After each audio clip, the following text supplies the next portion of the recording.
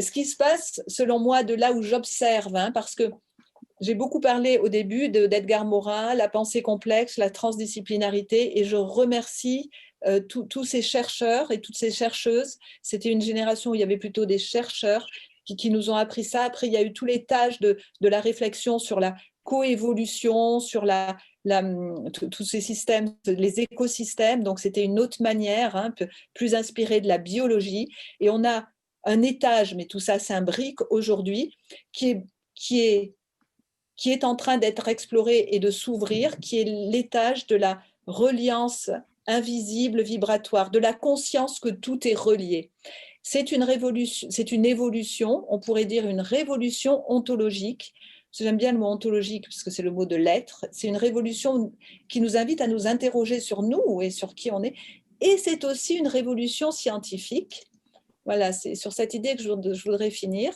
Cette révolution scientifique, elle est portée par le courant qu'on appelle science post-matérialiste, scientifique post-matérialiste, qui requestionne en fait l'être humain, le réel. Hein, alors il y a le quantique, le réel déjà, il requestionne le réel et l'infiniment petit et ce qu'est la matière. Et à titre des humains que nous sommes, il requestionne la conscience.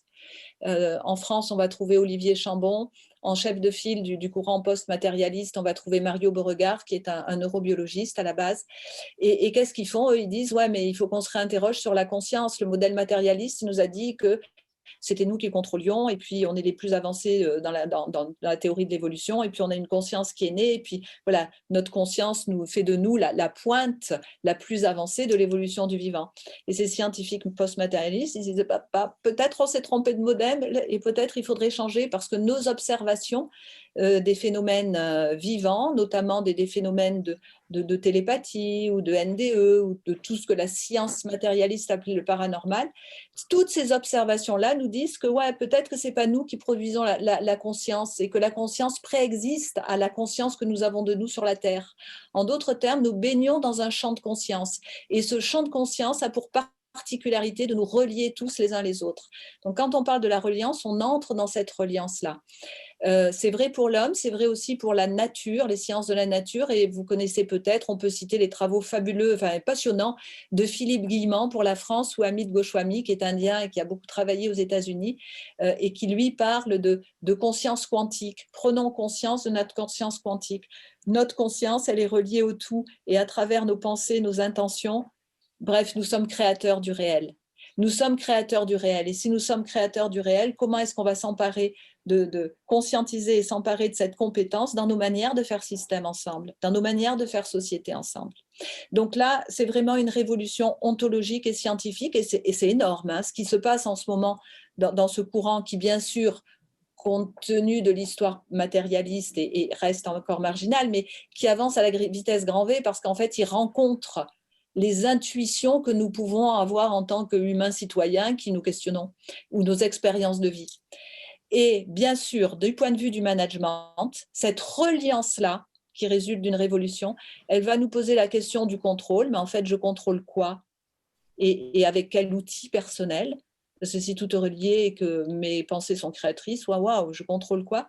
Et elle nous pose la question du pouvoir, question clé, forcément clé dans l'institution, dans l'entreprise.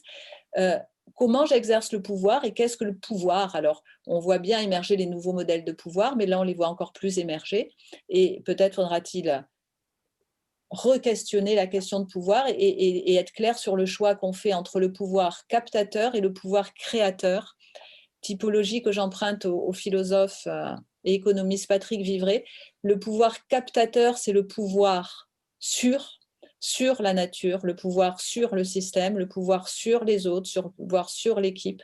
J'ai le pouvoir sur et je prends pour moi, ou le pouvoir créateur, compte tenu de tout cet environnement de reliance en nous et autour de nous, comment est-ce qu'on en prend plus conscience pour être les créateurs? Et à ce moment-là, on n'appelle pas le pouvoir sur, mais on a le pouvoir de créer ensemble une autre réalité.